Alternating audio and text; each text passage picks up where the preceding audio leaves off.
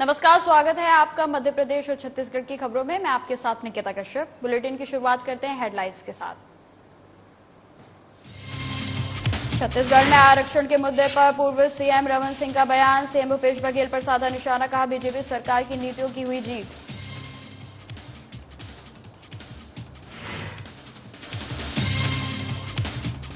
रायपुर में आरक्षण को लेकर बोले कांग्रेस संचार विभाग के अध्यक्ष। बीजेपी पर जमकर साधा निशाना, कहा बीजेपी की गलत पैरवी के कारण लंबित थे मामले।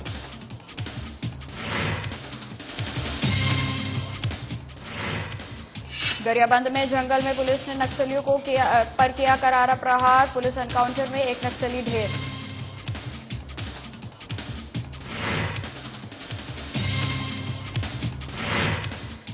उज्जैन में शासकीय चिकित्सकों का प्रदर्शन जारी। 2 घंटे काम बंद कर किया प्रदर्शन। अनिश्चितकालीन हड़ताल पर जाने की दी चेतावनी।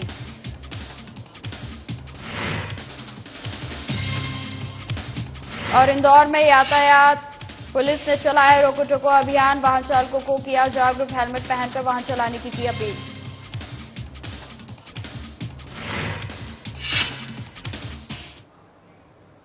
बुलेटिन की शुरुआत करते हैं। छत्तीसगढ़ में आरक्षण के मुद्दे पर सुप्रीम कोर्ट के फैसले आने के बाद पूर्व मुख्यमंत्री और बीजेपी के राष्ट्रीय उपाध्यक्ष डॉक्टर रमन सिंह ने बयान दिया है। उन्होंने कहा कि यह भारतीय जनता पार्टी की नीतियों की जीत है।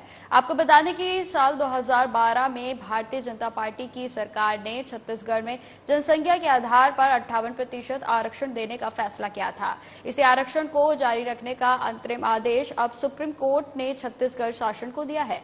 पूर्व मुख्यमंत्री ने कहा कि 2012 में भारतीय जनता पार्टी की सरकार ने छत्तीसगढ़ में जनसंख्या के आधार पर 58% आरक्षण देने का फैसला किया, जिसमें अनुसूचित जाति को 12%, अनुसूचित जनजाति को 32% और अन्य पिछड़ा वर्ग को 14% आरक्षण था।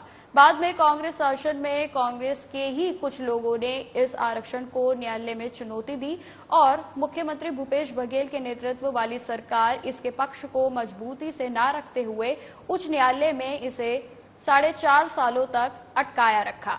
बाद में इस मामले को सुप्रीम कोर्ट में रखा गया तो सर्वोच्च न्यायालय ने भारतीय जनता पार्टी की सरकार की जनसंख्या के आधार पर लागू किए गए 58% आरक्षण को जारी रखकर बीजेपी सरकार के फैसले में मोहर लगाई है।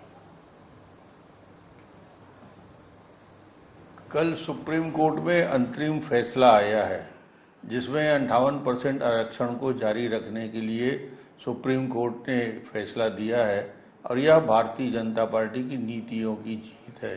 2012 में भारतीय जनता पार्टी की सरकार में छत्तीसगढ़ में जनसंख्या के आधार पे 58% आरक्षण देने की स्वीकृति दी और उस आरक्षण में 32% अनुसूचित जनजाति के आरक्षण की व्यवस्था थी। बाद में कांग्रेस के कुछ लोगों ने आरक्षण को न्यायालय में चुनौती दी। मुख्यमंत्री बघेल के नेतृत्व में सरकार ने हाई कोर्ट में इसको मजबूती के साथ नहीं रखा, न्यायालय में इसको 4.5 साल तक अटकाया रखा। कल इस मामले को सुप्रीम कोर्ट में सुनवाई थी और सुनवाई में सर्वोच्च न्यायालय ने भारतीय जनता पार्टी के जनसंख्या के आधार पे 58% आरक्षण के पक्ष में मुहर लगाया। कांग्रेस को इससे सीख लेना चाहिए और आरक्षण को राजनीति का मुद्दा न बनाकर जनहित में कार्य करना चाहिए। रायपुर में सुप्रीम कोर्ट के 58% आरक्षण के फैसले को लेकर छत्तीसगढ़ कांग्रेस संचार विभाग के अध्यक्ष सुशील आनंद शुक्ला ने बयान दिया है। उन्होंने कहा कि बीजेपी के गलत पैरवी के कारण मामला लंबित पड़ा था। बीजेपी बेरोजगारों की इतनी ही हितैषी है तो राज्यपाल से अपील करे कि आरक्षण बिल पर हस्ताक्षर करे। आगे उन्होंने बताया कि सुप्रीम कोर्ट के फैसले के बाद मुख्यमंत्री भूपेश बघेल ने तत्काल हाई लेवल मीटिंग बुलाकर सरकारी विभाग में खाली पड़े पदों को भरने के लिए मुख्य सचिव को कार्रवाई करने के निर्देश दिए हैं।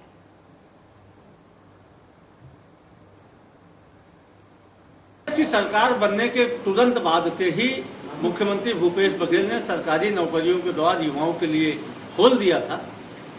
हाई कोर्ट के द्वारा 58% आरक्षण को रद्द किए जाने के बाद एक कानूनी स्थिति बनी थी, जिसके कारण भर्तियां बंद हो गई थी। जैसे ही सुप्रीम कोर्ट ने 58% आरक्षण को बहाल किया, माननीय मुख्यमंत्री जी ने हाई लेवल मीटिंग बुलाकर तत्काल युद्ध स्तर पर भर्तियों को पुनः शुरू किए जाने का निर्देश दिया है। कांग्रेस पार्टी मुख्यमंत्री के प्रति धन्यवाद देती है और इस प्रकार के निर्णय से निश्चित तौर पर कांग्रेस इस चीज की सरकार की संवेदनशीलता उजागर होती है। हम सब मुख्यमंत्री को एक बार फिर से धन्यवाद ज्ञापित करते हैं छत्तीसगढ़ के युवाओं की तरफ से। कोंडागांव विधायक और प्रदेश कांग्रेस अध्यक्ष मोहन मरकाम ने एटीएम का शुभारंभ किया। इस अवसर पर उन्होंने कहा कि छत्तीसगढ़ शासन के मंशा अनुरूप ग्रामीण क्षेत्रों में बैंकिंग सुविधाओं को बढ़ाने के लिए भूपेश सरकार ने कोंडागांव जिले में आदिम जाति सेवा सहकारी समितियों का विस्तार कर नवीन जिला सहकारी बैंक स्थापित करने के लिए आवश्यक पहल की है। इस दिशा में अनंतपुर जैसे दूरस्थ अंचल में भी एटीएम की स्थापना से लोगों को बेहतर बैंकिंग सुविधा मिलेगी।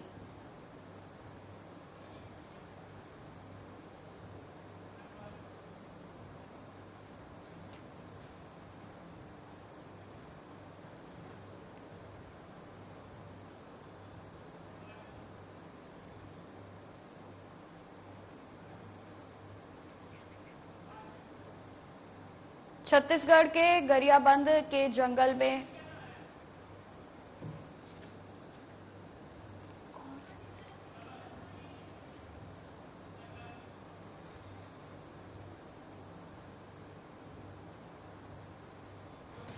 छत्तीसगढ़ के गरियाबंद के जंगल में पुलिस ने नक्सलियों पर करारा प्रहार किया है। जवानों ने पुलिस नक्सली मुठभेड़ में एक नक्सली को ढेर कर दिया है। वहीं कई नक्सलियों के घायल होने की खबर है। घायल नक्सलियों की पुलिस अभी पुष्टि नहीं की है।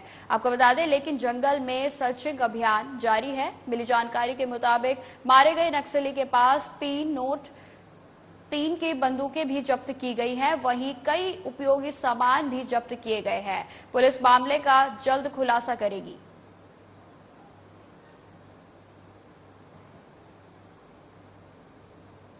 में साहबिन कछार, करलाझर और नागेश इस गांव के जंगल में जो है नक्सलियों की उपस्थित रहने की सूचना हमको मिली थी। तो हम गरियाबंद पुलिस ने जो है कोबरा, सीआरपीएफ और जिला बल इन तीनों का हमने जो है संयुक्त ऑपरेशन निकाला और इस संयुक्त ऑपरेशन में जो है हमारे टीमों के साथ में जो है नक्सलियों की मुठभेड़ हुई। मुठभेड़ होने के बाद हमने जो सघनता से एरिया की सर्च किया तो हम लोगों को जो है एक नक्सली डेड बॉडी हमको मिली है, जिसका आइडेंटिफिकेशन जो है नंदलाल, जो एसीएम है, डिप्टी कमांडर उदंती LOS है और वो 5 लाख का इनामी नक्सली है, इस रूप में किया गया। और उसके पास में जो है नक्सली दैनंदिन उपयोग में लाने वाली सामग्री और एक 303 राइफल हम लोगों को उससे बरामद हुई है। बिलासपुर में कलेक्टर सौरभ कुमार के निर्देश पर जिला पंचायत के CEO अजय अग्रवाल ने साप्ताहिक जनदर्शन में जिले के विभिन्न क्षेत्रों से आए लोगों की समस्याओं को सुना। उन्होंने कुछ आवेदनों पर त्वरित कार्रवाई करते हुए संबंधित अधिकारियों को निराकरण करने के निर्देश दिए। इस दौरान ग्रामीणों ने बरसात के दिनों में आवागमन में परेशानी को लेकर पक्की सड़क निर्माण करवाने का अनुरोध किया। इसके लिए कलेक्टर ने जनपद CEO को निर्देशित किया और तत्काल कार्रवाई के आदेश दिए।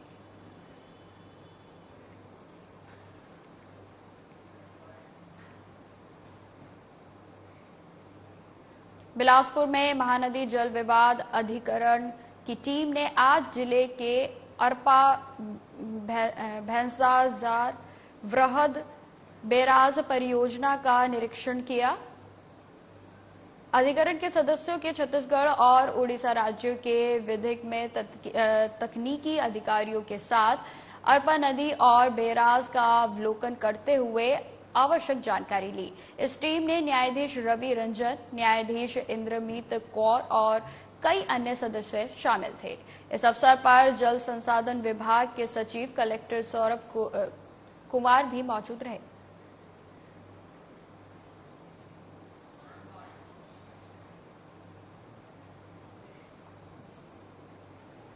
खबर जशपुर से है, जहां प्रदेश के बीजेपी बेरोजगारी भत्ते की मांग को लेकर जगह जगह पर धरना प्रदर्शन कर रही है। इसी कड़ी में बेरोजगारी भत्ते की मांग को लेकर बीजेपी कार्यकर्ताओं ने जशपुर बस स्टैंड से रैली निकालकर कांग्रेस सरकार के खिलाफ जमकर नारेबाजी की, जहां जशपुर पुलिस ने रास्ते में ही महिला कमांडो को आगे कर बीजेपी कार्यकर्ताओं को रोक लिया।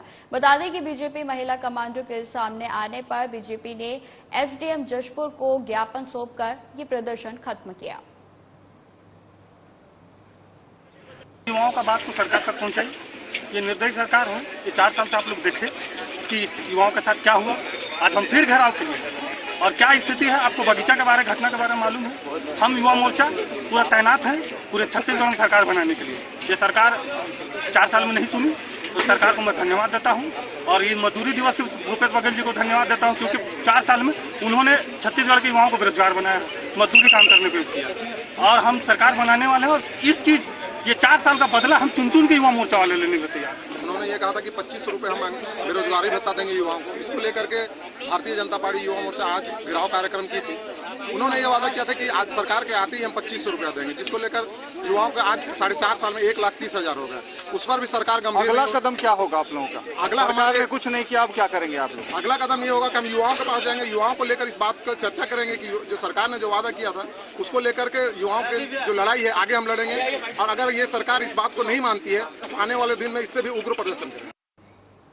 खबर रायपुर से है, जहां धरसींवा में 1 मई को अंतर्राष्ट्रीय श्रमिक दिवस के अवसर पर धरसींवा विधायक अनीता योगेंद्र शर्मा की तरफ से ग्राम पंचायत कपसदा कुंभ में श्रमिकों के सम्मान में बैठक कर बोरेबासी खाया गया। इस अवसर पर विधायक अनीता योगेंद्र शर्मा ने कहा कि हमारे प्रदेश के यशस्वी मुख्यमंत्री भूपेश बघेल की सोच के अनुरूप गरीब किसान मजदूरों के सम्मान में हम सब बोरेबासी का त्योहार मना रहे हैं। बोरेबासी हमारे छत्तीसगढ़िया पारंपरिक सांस्कृतिक खान पान का अहम हिस्सा है। साथ ही एक आयोजन कर श्रमिकों को सम्मानित किया गया।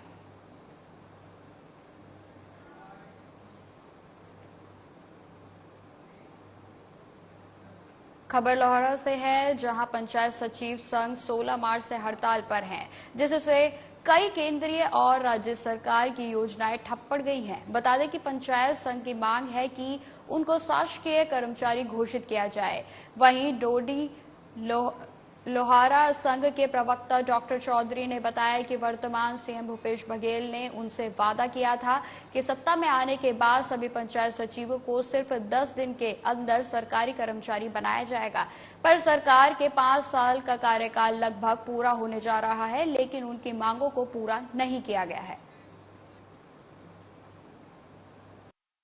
डोडी लोहारा ब्लॉक मुख्यालय में जहां सचिव संघ 16 मार्च से अनिश्चितकालीन हड़ताल पर है और जो कि छत्तीसगढ़ की कैबिनेट मंत्री महोदया श्री अनिला भेड़िया जी का विधानसभा क्षेत्र है। आइए हम यहाँ के प्रवक्ता DR चौधरी जी से जानते हैं कि इनका क्या कहना है, क्या प्लानिंग है। सर जी, मेरा नाम द्वारकाराम चौधरी है। मैं जनपद पंचायत डोडी लोहारा सचिव संघ के प्रवक्ता के रूप में इस कार्यकारिणी में सम्मिलित हूँ और हमारे प्रांतीय आह्वान के आधार पर 16 मार्च 2023 से हम लोग अपनी एक सूत्री मांग है कि 2 वर्ष परिवक्षावधि पश्चात हमको शासीकरण किया जाए और शासन से जितना भी लाभ मिलता है उनको हमको भी दिया जाए, क्योंकि हम लोग जो सचिव ग्राम पंचायत स्तर से हैं शासन के एक जड़ के रूप में है और सारी विभाग के हम लोग संचालन करते हैं और सरकार वादा किए हैं हम लोगों को शासीकरण करने का और अभी तक कर नहीं रहे हैं और समय भी दिया गया था। उसके आधार पे हम लोग अपना साहस बना के बैठे थे। कौन कौन से मंत्रियों ने वादा किया था? जो जैसा भी कांग्रेस सरकार भी अपना संकल्प लिए थे कि हम लोग सभी का शासीकरण करेंगे, तो हम लोगों को कुछ नहीं मिल रहा है। ना हाउस लैंड मिलता है, ना मेडिकल मिलता है, ना कुछ ऐसा छुट्टी मिलता है और जैसा भी परीक्षा अभी हम लोग हड़ताल में है तो हड़ताल का पेमेंट भी नहीं देंगे। तो ऐसे हमारी हालात कर दिए हैं। तो हम लोग ये सोच रहे हैं प्रांतीय स्तर के आह्वान पर कि जब तक कि हमारी मांग पूरा नहीं हो जाती तब तक हम लोग डटे रहेंगे और पिछले सोमवार से क्रमिक भूख हड़ताल चालू है और आने वाले समय में हमारे प्रांतीय आह्वान के आधार पर एकदम आमरण अनशन चालू होगी, अनशन आमरण चालू होगी, जिसमें मैं स्वयं बैठूंगा, चाहे वो 10 दिन लगे, 15 दिन लगे, 1 महीने लगे, जब तक कि सरकार मांग पूरा नहीं कर देती हम लोग हटेंगे नहीं। और यह जब पुलिस विभाग आए या कोई स्वास्थ्य विभाग आए, जहां से हम लोग को हटना नहीं है, न कहीं जाना नहीं है। आगे जो भी होगा सरकार से हम लड़ने के लिए तैयार हैं। बस इतना मेरा कहना है। तो इतने दिनों से आप हड़ताल में बैठे हैं, तो आगे की और क्या प्लानिंग सोचते हैं? आगे हमारे प्रांतीय स्तर पर हमारे जो प्रांत में जो पदाधिकारी हैं वो मंत्रियों से बात करने के लिए तुले हुए हैं, लेकिन हमारे सीएम साहब इस पर शायद रुचि नहीं ले रहे हैं या हम लोग को नेग्लेक्ट कर रहे हैं और हमारे बिना कोई काम नहीं होता। अभी हमारे जो सचिव काम है वो दूसरे अधिकारियों को सौंप रहे हैं जो उनके लायक नहीं है, जो ऊपर के अधिकारी हैं, लेकिन हम हमारे बारे में सोच नहीं रहे हैं। ये सरकार की बहुत निष्क्रियता है और हमारे बारे में जब तक नहीं सोचेंगे तो वो सरकार को आगे आने में मतलब हमारी ताकत हम जब लगा देंगे ना तो कहीं तक नहीं रह जाएगी। कैमरामैन तिलका साहू के साथ श्रीकांत दौंडी लोहारा, साधना प्लस। खबर बिहार से है, जहां पत्रकार की प्रमुख मांग पर पत्रकार सुरक्षा कानून लागू कराने के लिए 1 मई को मध्य प्रदेश श्रमजीवी पत्रकार संघ की तरफ से भोपाल में आयोजित रैली में कई पत्रकार शामिल हुए, जिसमें पत्रकार संघ के अध्यक्ष देवदत्त धनेश्वर सहित कई पत्रकारों ने कानून लागू करने की मांग की।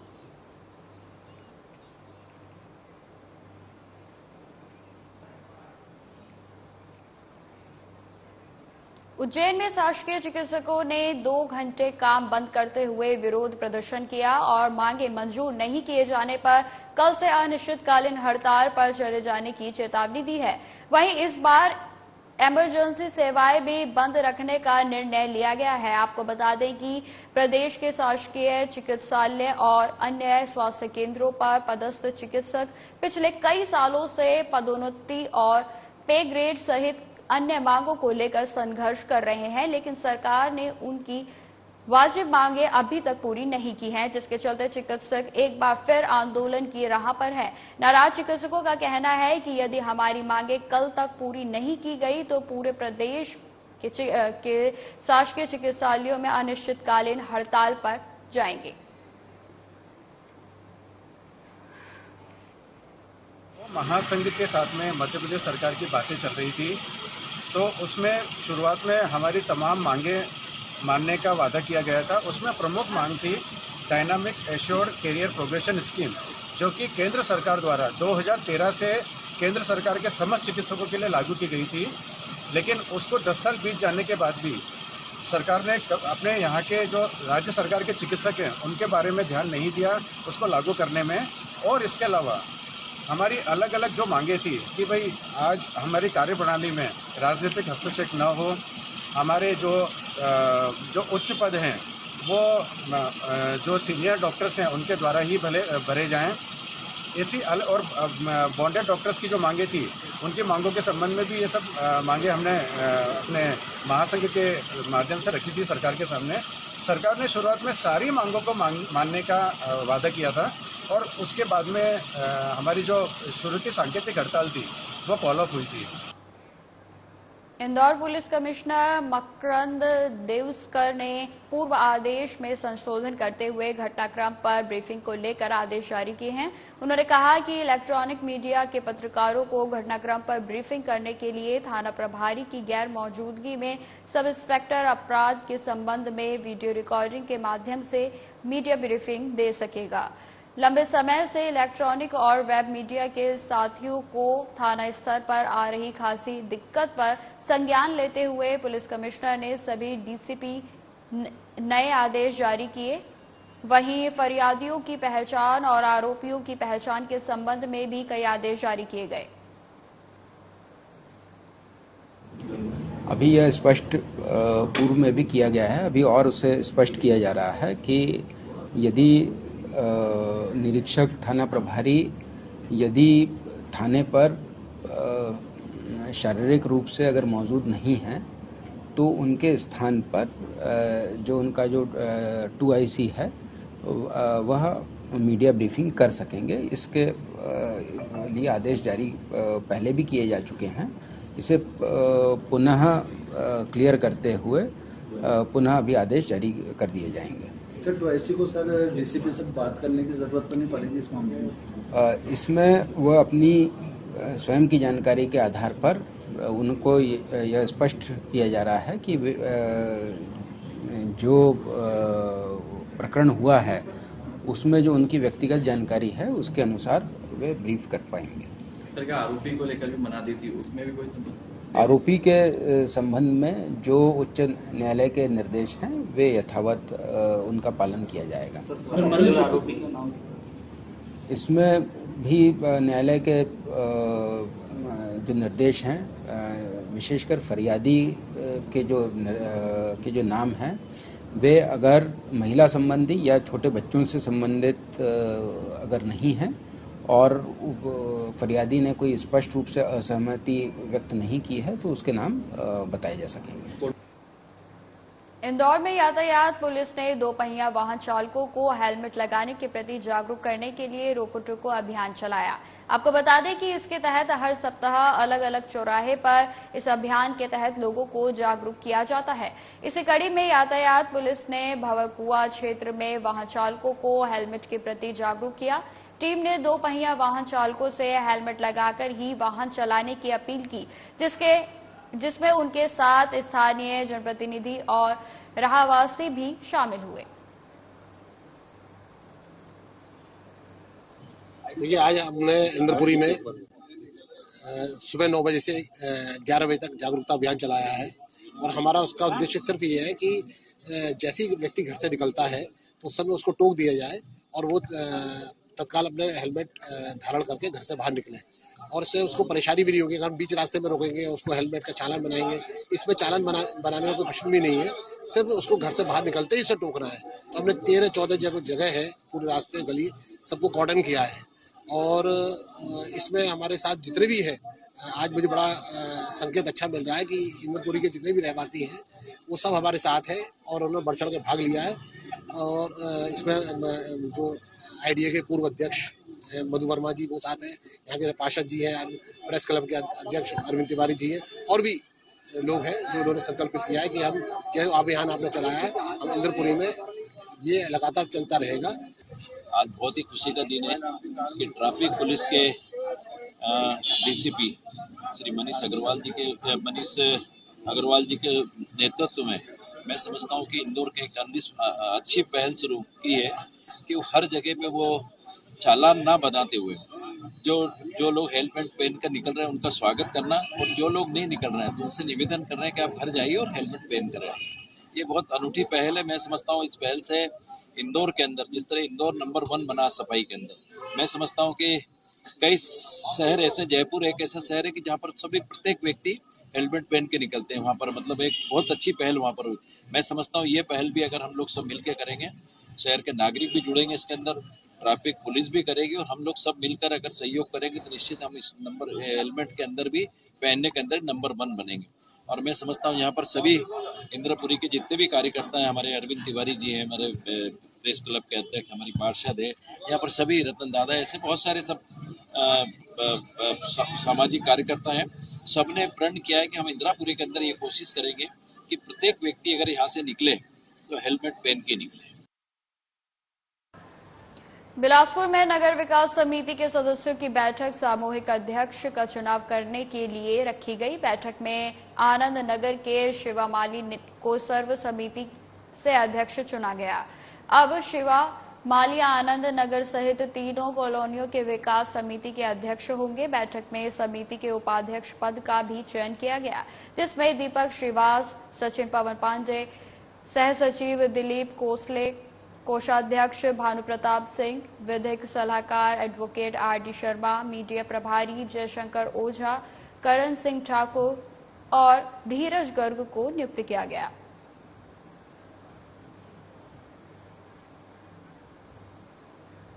खबर इंदौर से है, जहां साई मंदिर के पास तेज रफ्तार कार ने 2 लोगों को रौंद दिया। वहीं पुलिस ने इस मामले में आरोपी चालक को गिरफ्तार कर लिया है। बताया जा रहा है कि कार चालक नशे की हालत में कार चला रहा था, जो हादसे के बाद विदेश भागने की फिराक में था। हालांकि पुलिस को जानकारी मिलते ही उसे गिरफ्तार कर लिया गया है। वहीं एक्सीडेंट की पूरी घटना पास लगी सीसीटीवी में कैद हो गई।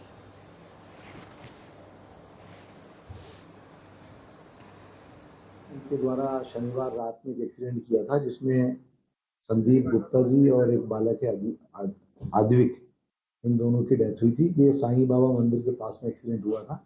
अर्टिगा कार से। कार थाने में खड़ी है और आरोपी का मेडिकल कराया गया है। आरोपी की सूचना थी कहीं भागने की फिराक में। कल रात में 1:30 बजे इनको गिरफ्तार किया। आरोपी का बैकग्राउंड क्या है?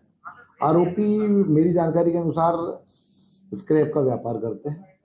नशे में थे सर ये? हाँ, उस दिन नशे में थे और इनका मेडिकल भी कराया था रात में, उसमें आया इसमें अल्कोहल और इनका ब्लड सैंपल भी लिया है जो जांच के लिए भेजा गया। विधायक के परिवार पहुंचे थे, विधायक भी उन्होंने बोला है कि ये थाने पे लाके छोड़ दिया गया इनको।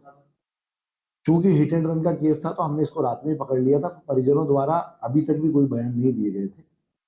सर विदेश भागने की फिराक में था, ऐसी भी सूचना आई थी, तो उस पर कैसे कार्रवाई की? हमको सूचना मिली थी कहीं भागने की फिराक में है। ऐसे वरिष्ठ अधिकारियों के निर्देश थे कि इनको तत्काल पकड़ा जाए, तो कल उसी पर्सन को इंदौर से पकड़ा। फिलहाल इस बुलेटिन में इतना ही। खबरों की और भी जानकारी के लिए बने रहे हमारे साथ। नमस्कार।